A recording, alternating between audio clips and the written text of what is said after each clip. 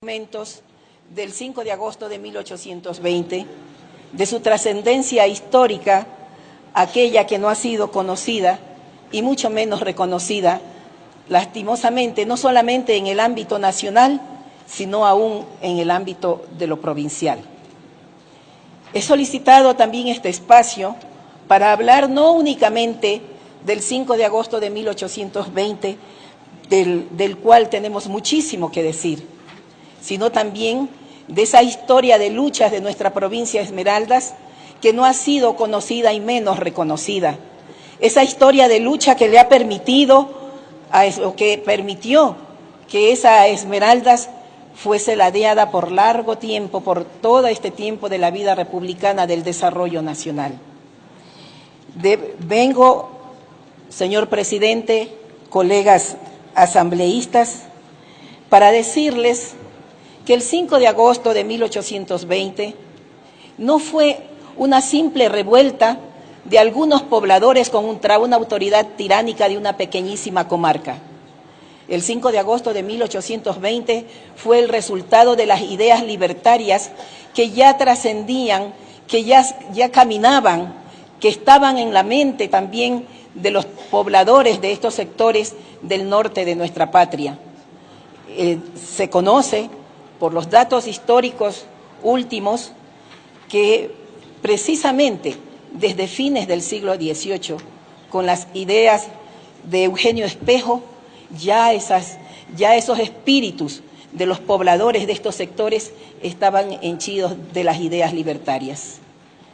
No se diga aquello que es reconocido por la historiografía ecuatoriana y que ya está aquí señalado, que el 5 de agosto estuvo ligada a las luchas de las dos juntas quiteñas, la de 1809 y la de 1810.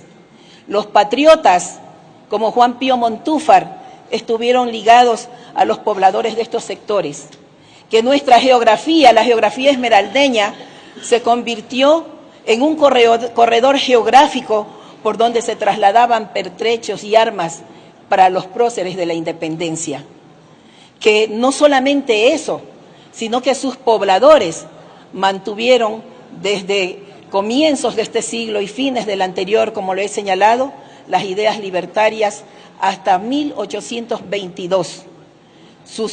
Nuestros afrodescendientes, nuestros antepasados afrodescendientes, nuestros mulatos, nuestros zambos, toda la población allí moradora estaba involucrada en estas ideas.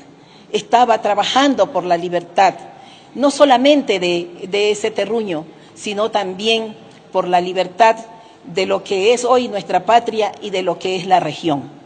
Así se ha podido comprobar con el redescubrimiento de un cuadernillo que reposaba en el fondo de los archivos del Archivo Histórico Nacional. En 1975, la doctora Nadia Flores de Núñez lo encontró y lo transcribió. De ese cuadernillo se ha podido conocer muchísimos datos escamoteados a la historia, a la verdadera historia que debió haberse conocido desde hace mucho tiempo, porque en 1921 doña Zoila Ugarte había descubierto un documento que escribió el señor Mosquera señalando los actos del 5 de agosto de 1820, pero sin embargo esto no fue difundido. Por eso es importante que hoy estemos aquí y que recordemos esta fecha y que sepamos que ese 5 de agosto, tal como se señala en el proemio al cuadernillo encontrado en la revista Cultura del Banco Central del Ecuador, fue la espoleta, ahí se señala, la espoleta definitiva que empujó a la acción del 9 de octubre de 1820. Es el 5 de agosto de 1820, el 5 de agosto rioverdeño, el 5 de agosto esmeraldeño, ese 5 de agosto el que da la pauta para la liberación definitiva de nuestra patria de la colonia española. Por eso, mi propuesta, compañeros asambleístas, compañeras asambleístas, señor presidente, para que sea reparada la historia. La historia no ha sido contada como ha debido ser. la historia de Esmeraldas tiene que ser conocida a nivel nacional, tiene que ser reconocida también. El país tiene que saber no solamente del 5 de agosto de 1820, ya lo dije en mi inicio, Esmeraldas es una tierra rica, una tierra llena de una historia de luchas, no solamente por la dignidad provincial, sino por la dignidad nacional. Esmeraldas fue la que eligió en 1877 como su diputado a Juan Montalvo. En ese tiempo, en ese periodo, Veintimilla señaló al enterarse de este acto que él había permitido que el más insignificante de los hombres fuera elegido diputado por la más insignificante de las provincias, refiriéndose a Esmeraldas. Juan Montalvo le replicó: no es la más insignificante, sino la más pundonorosa. Esmeraldas es la primera que se rebeló contra la dictadura de Veintimilla y la primera en proclamar jefe supremo a Eloy Alfaro, de reconocerlo aún 12 años antes de que lo hicieran Chone y Guayaquil. Esmeraldas es la que recibió en 3 ocasiones a nuestro luchador y lo cobijó para que desde allí reemprendiera sus tareas por las luchas de la patria. La que lo protegió para evitar que fuera prisionero y que pudiera seguir avanzando con dignidad. Esmeraldas es la que se levantó en la guerra de Concha después del magnicidio que nos llenó de vergüenza como patria y como seres humanos. Y esto le significó el 10 de enero de 1914, un bombardeo, precisamente la única ciudad y provincia bombardeada por su propio gobierno, por sostener los principios de libertad, de la verdad, de la lucha por la verdad y la justicia. Esmeraldas, colegas asambleístas, es esa tierra que tiene que ser reconocida por sus luchas libertarias. Los indios tacames también, ya en la época precolombina, se rebelaron contra los que quisieron conquistarla y fueron los primeros defensores que no fueron vencidos del territorio ecuatoriano. Todo esto es parte de nuestra herencia, la herencia de este pueblo magnífico de Esmeraldas que no puede seguir siendo pisoteado.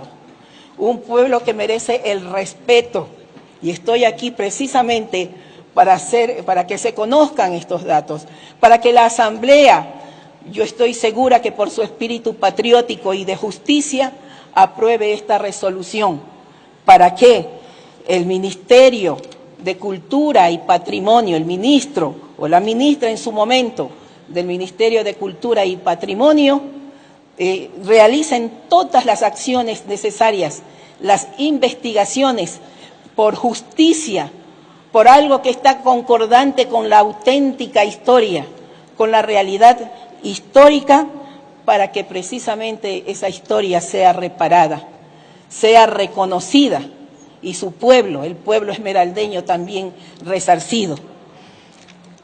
Compañeros asambleístas,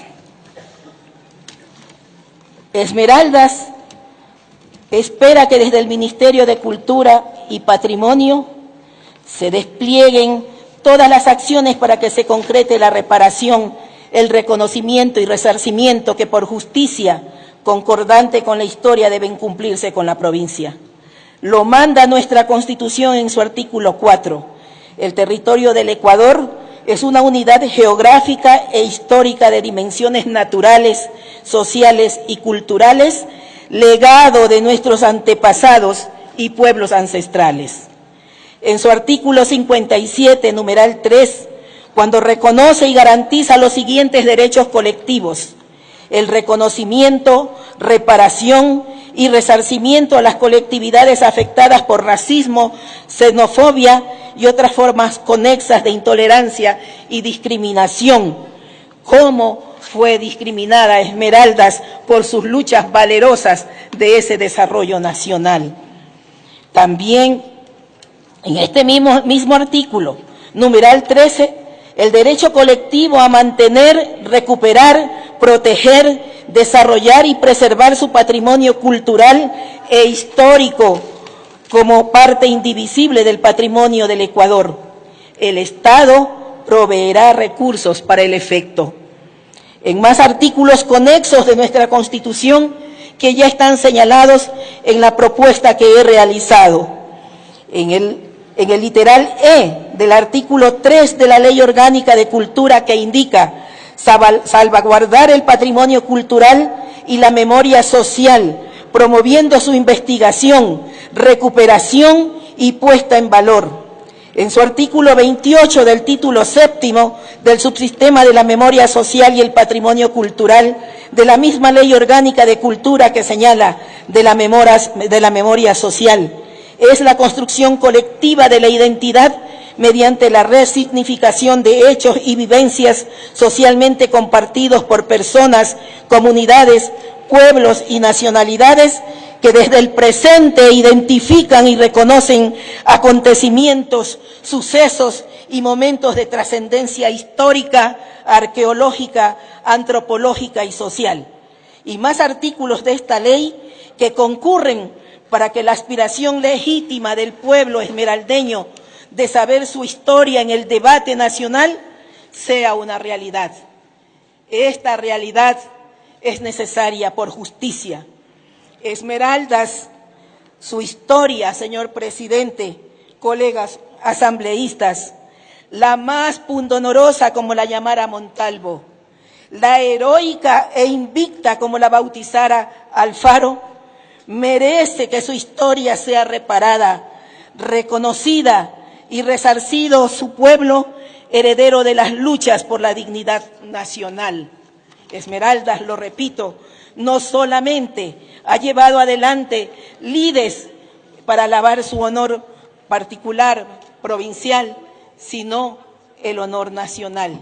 Y de eso debemos estar conscientes, para respetar a su pueblo, que debe verse identificado precisamente en los valores de la lealtad, de la defensa de la verdad y de la justicia. Esmeraldas, por esa estirpe, ha sido señalada muchísimas veces. Sin embargo, su pueblo es optimista, mira de frente al futuro, porque su corazón y sus sentimientos son nobles. Por eso, en el escudo, de manera original, su autor había puesto Esmeraldas, libre por hidalga y por hidalga noble. Precisamente alguien cambió por rebelde, y es verdad que Esmeraldas ha tenido que rebelarse muchas veces, pero las causas que la motivaron a esa rebelión han sido fundamentalmente su espíritu y su corazón nobles y generosos. Esmeraldas, compañeros y compañeras asambleístas, merece la reparación de su historia. Esmeraldas, por justicia, tiene que ser reconocida, y sus hijos reconocidos también, para ser dignos de ese pasado glorioso y de valores humanos que hoy como nunca deben ser enarbolados.